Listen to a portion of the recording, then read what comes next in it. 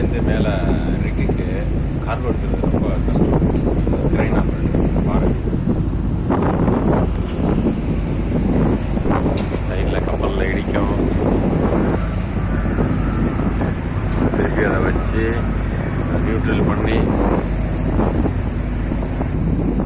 ஏன்னா அந்த ரப்சின்னு சொல்லுவோம், அது இன்னைக்கு கொஞ்சம் கம்மியாக தான் இருக்குது. சில பணம் ரொம்ப ஜாஸ்தியாக இருக்கும்.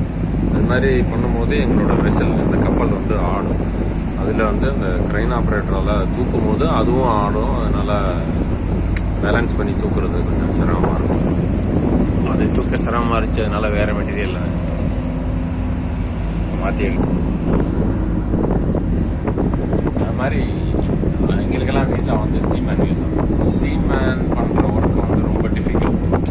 நார்மலாக லேண்டில் இருந்தால் ஒரே கிராவிட்டி ஃபோர்ஸில் ஈஸியாக எல்லாம் பண்ணிடலாம். ஆனால் சீமேன் வந்து விசில்லையும் இருக்கும்.